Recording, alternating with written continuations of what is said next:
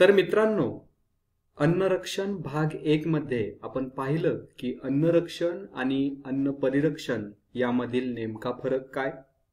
तसेच अन्नरक्षणाच्या काही पद्धती आपण पाहिल्या, जसे की गोठणीकरण, धुरीकरण, कीटकनाशकांचा वापर आणि पाश्चरीकरण.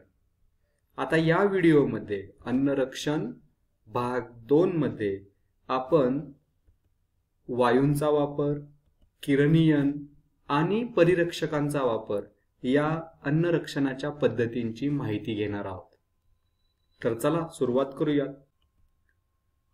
तर हे वेफर्सचे पॅकेट नेहमीच आपल्याला हवेने भरलेले दिसतात, बरोबर. बऱ्याच वेळा आपल्याला प्रश्नही पडतो की या पॅकेट्समध्ये हवा का भरतात. तर लक्षात घ्या, वेफर्स व इतर खाद्यपदार्थ हवाबंद पिशव्यांमध्ये बंद करताना त्यामध्ये निष्क्रिय वायूचा उपयोग करतात, उदाहरणार्थ नायट्रोजन.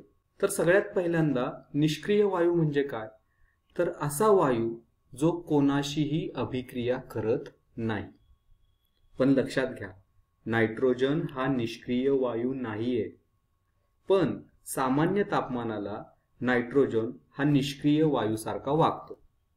तसेच हा वायू गंधहीन व रंगहीन पण आहे आणि वापरणं पण खूप सोयीचं आहे. तर नायट्रोजन वायूमुळे काय होतं, वेफर्स कडक राहतात.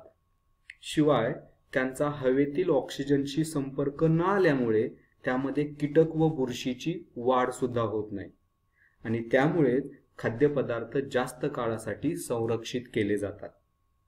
तर लक्षात आलं ना की वेफर्सच्या पॅकेटमध्ये एवढी हवा का भरलेली असते ते. तर अन्नरक्षणाची अजून एक पद्धत म्हणजे किरणीयन. तर पहिले लक्षात घ्या की किरणीयन म्हणजे काय. तर अन्न पदार्थावर क्ष किरण किंवा गॅमा किरणांचा मारा करणे.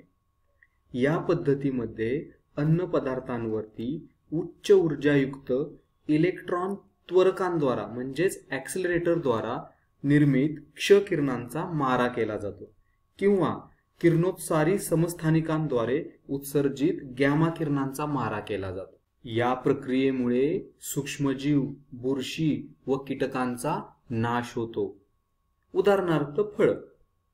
या पद्धतीच्या वापरांमुळे काय होतं, तर फळांच्या पिकण्याचा कालावधी वाढतो, त्यामुळे त्यांची हानी कमी होते. तसेच बटाटा, कांदे यांच्यावरती जर या किरणांचा मारा केला तर त्यांची अंकुरण्याची प्रक्रिया मंदावते, त्यामुळे ते जास्त कालावधीसाठी टिकून राहतात, बरोबर.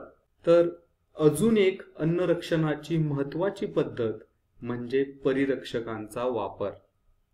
तर अन्नातील अंतर्गत घटकांमुळे होणारा बिघाड टाळण्यासाठी आणि त्याला दीर्घकाळ टिकवण्यासाठी आपण त्यामध्ये अनेक परिरक्षकांचा वापर करत असतो. तर पहिलं म्हणजे नैसर्गिक परिरक्षक. तर निसर्गतःच उपलब्ध असणारे पदार्थ, प्रामुख्याने मीठ, साखर आणि तेल, असे पदार्थ वापरून आपण लोणची, जाम, मुरांबे, पेठा इत्यादी पदार्थ बनवतो. असे पदार्थ दीर्घकाळ टिकतात, बरोबर. आणि दुसरं एक परिरक्षक आहे ते म्हणजे रासायनिक किंवा कृत्रिम परिरक्षक. जे पॅक्ड अन्न असतं त्यांच्या पाकिटावर किंवा बाटलीवर आपण अशा रासायनिक परिरक्षकांची नावे वाचली असतील, बरोबर. काही उत्पादके तर अभिमानाने दावा करतात की आमच्या पदार्थात रासायनिक परिरक्षके वापरली जात नाहीत, बरोबर. तर ही जी काही परिरक्षके असतात ती अन्न दीर्घकाळ टिकवून ठेवतात. यात प्रामुख्याने ॲसिटिक आम्ल म्हणजेच विनेगर, सायट्रिक आम्ल, सोडियम बेन्झोएट, तसेच काही प्रमाणात नायट्रेट व नायट्राइट क्षार यांचा वापर केला जातो. तर अशा रासायनिक परिरक्षकांचा वापर सॉस, जेली, जाम किंवा शिजवण्यास तयार भाज्या किंवा इतर अन्नाची पाकिटे अशामध्ये केला जातो, बरोबर.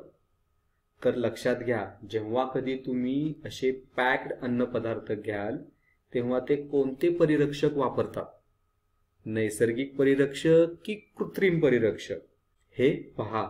आणि जर ते कृत्रिम म्हणजेच रासायनिक परिरक्षक वापरत असतील तर ते कोणते परिरक्षक आहेत हे वाचा. ठीक आहे, इथेच थांबूयात. धन्यवाद.